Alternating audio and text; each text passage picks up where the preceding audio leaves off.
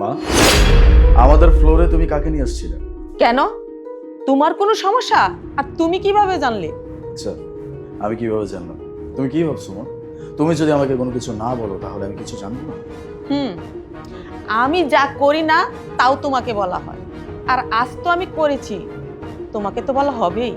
মা, আমি এত সব কথা শুনতে চাই না। এই সব কিছু বাদ দিয়ে আমাকে এইটা বলো যে সব লোক কারা ছিল আর আমার ফ্লোরে তারা আসছিলই বা কেন? আমি নিচের ফ্লোর ভাড়া দিচ্ছি।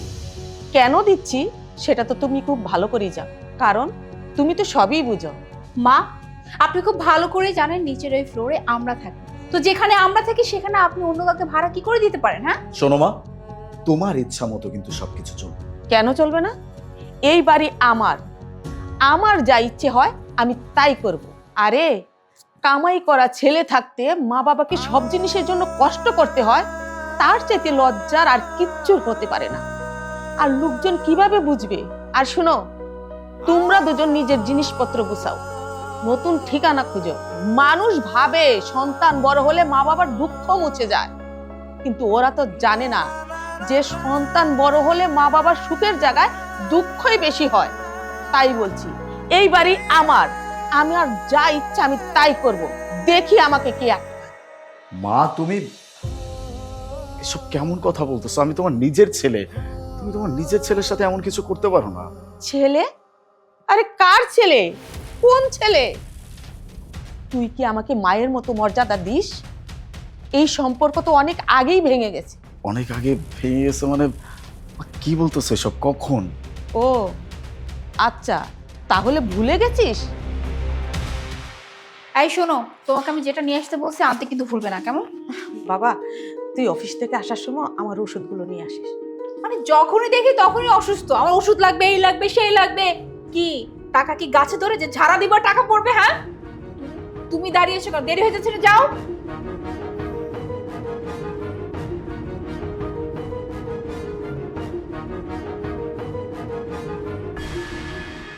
মা দেখো, আমি আমি সেই ঘটনার জন্য তোমার কাছে হাত জোর করে ক্ষমা চাচ্ছি, কিন্তু এখন তুমি যেটা করতেছো সেটা কেন করতেছো মা?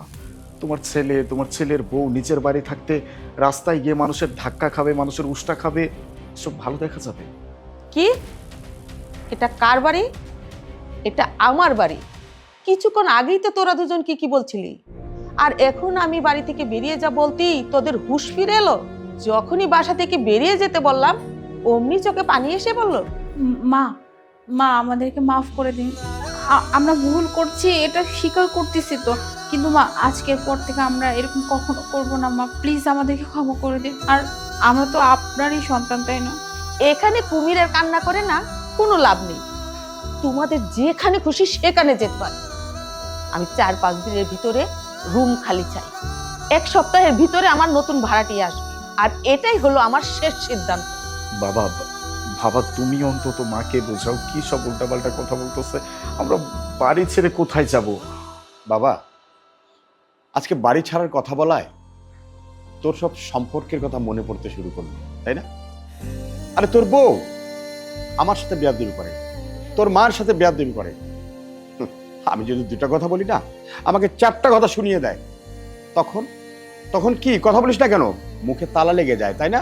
আমি শুধু এটুকু বললাম যে বৌমা, ঠান্ডা রুটি আমি চাবাইতে পারি না, দাঁত দিয়ে কাটতে খুব কষ্ট হয়। বৌমা, আমার 2টা গরম রুটি বানা দিবা? ঠান্ডা রুটি চাবাইতে আমার খুব কষ্ট হয়। চাবাইতে না পারলে এখানে আমি কি করব? আরে ওই যে উনি, ওনাকে বলেন না, উনি তো সারাদিন বাসায় বসে বসেই থাকে, ওনাকে বলেন রুটি বানিয়ে দিতে। আর আমি কি চাকরানি, হ্যাঁ, আপনাদের যে সারাদিন আমি রান্নাঘরে দাঁড়িয়ে দাঁড়িয়ে আপনাদের জন্য রুটি বানাবো?